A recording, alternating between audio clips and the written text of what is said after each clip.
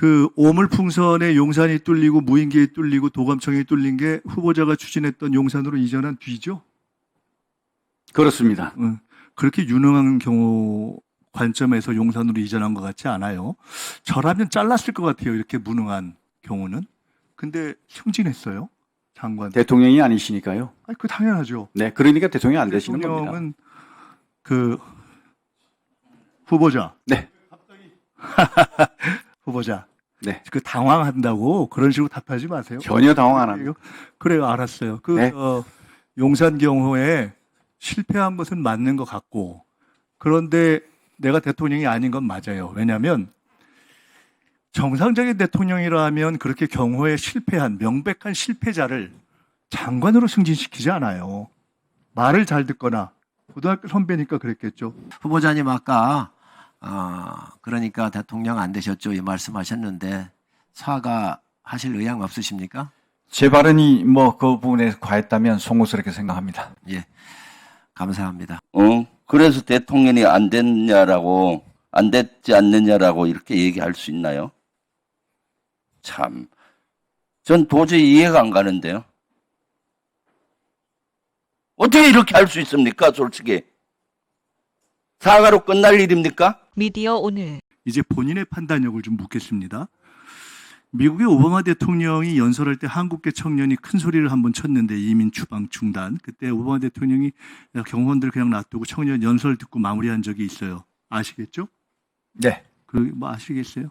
근데 이제 일단 이거야 미국 대통령이니까 우리 윤석열 대통령은 오바마 대통령은 좀 철학이 다르다 이렇게 이해하면 될 것 같고, 강성희 국회의원과 카이스트 졸업생들을 격리시켰을 때 두 사람의 목소리가 문제였습니까? 아니면은 강성희 의원의 손을 놓지 않는 악수를 놓지 않는 손이 문제였습니까? 카이스트 졸업생은 신체 접촉이 없었는데 목소리가 문제였으니까 뭐가 문제였습니까? 경호 원칙이 목소리 봉쇄였습니까? 접촉 봉쇄였습니까?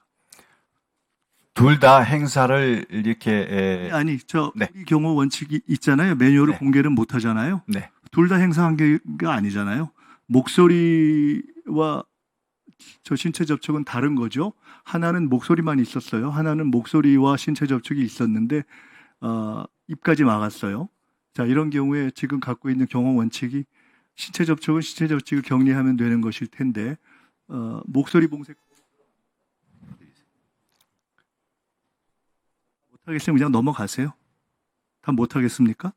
아닙니다. 아니, 그냥 간단히 답하세요. 목소리 봉쇄예요. 신체 접촉 봉쇄예요. 이 모든 것이 아니, 그거 말고 둘 중에 뭐냐고요? 그게 아니고요. 그게 다예요? 이 둘 다 둘 행사장의 질서를 문란하게 하기 때문에 그런 겁니다. 경호가 행사장의 질서를 문란하게 하는 것인데, 근데 왜 질서를 문란하게 하는데 입을 막아야 되죠? 알았어요. 그건 후보자의 경호 철학에 딱 맞았나 보죠?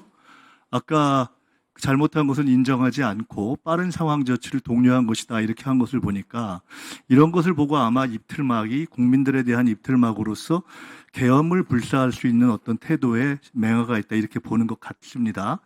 굳이 본다면 선진경호냐 차지철식 경호냐라는 걸로 볼 수가 있는 걸 텐데요. 그게 동의하지 않아도 좋습니다. 후보자의 능력을 한번 볼게요. 용산 이전을 추진하셨잖아요. 그죠? 네. 용산 이전 추진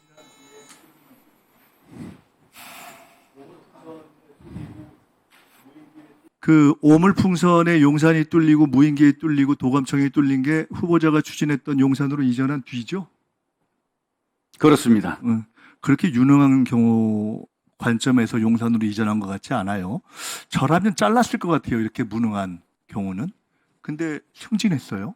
장관. 대통령이 아니시니까요. 아니, 그 당연하죠. 네, 그러니까 대통령이 안 되시는 겁니다. 대통령은 그 후보자. 네.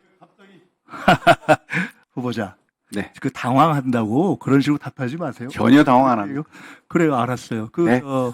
용산 경호에 실패한 것은 맞는 것 같고, 그런데 내가 대통령이 아닌 건 맞아요. 왜냐하면 정상적인 대통령이라 하면 그렇게 경호에 실패한 명백한 실패자를 장관으로 승진시키지 않아요. 말을 잘 듣거나 고등학교 선배니까 그랬겠죠. 다음 질문 하겠습니다. 그리고 앞으로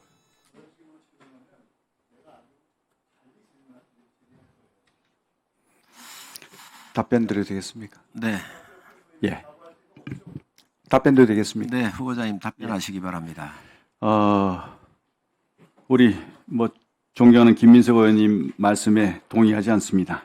오물풍선, 무인기, 도감청 이 세 가지를 예를 드셨는데요. 도감청 문제는 이미 미국의 도감청에 뚫렸다 하는 얘기는 날조된 사실이 아니다. 근거 없는 의혹 제기다라고 이미 그 대통령실에서 밝혔고요. 그 자체가 또 우리가 사실이 아닙니다. 그 다음에 오물풍선 얘기는요. 오물풍선이 지금 날라와서 이렇게 우리 국민을 위협하고 있는데 이걸 어떻게 하면 우리 국민의 안전을 유지하면서 이걸 처리할 것인가. 이게 가장 큰 문제거든요.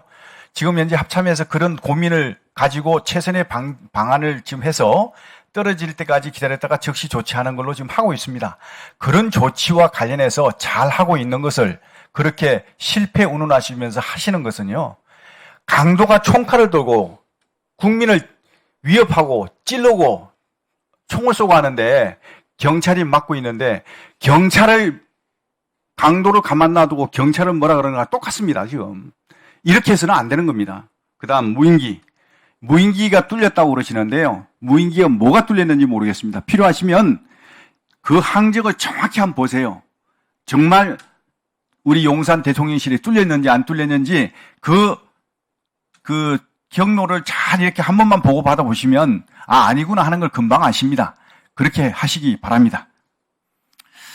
위원장으로서 한 말씀을 좀 드리고자 합니다. 박범계 의원님께서 의사진행 발언을 신청을 하셨습니다.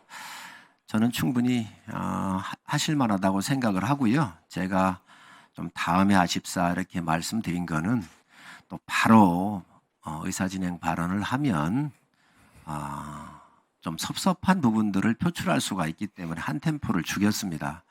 후보자님께도 말씀을 드리겠습니다. 야당 의원님들께서 질의하실 때 아마 좀 섭섭한 부분도 있으시고 또 때로는 듣기가 거북하실 때도 있으실 겁니다. 그러한 몫을 담당해야 되는 것이 바로 후보자의 석입니다. 육하원칙에 안 맞을 수도 있고 때로는 정치 공세가 있을 수도 있습니다.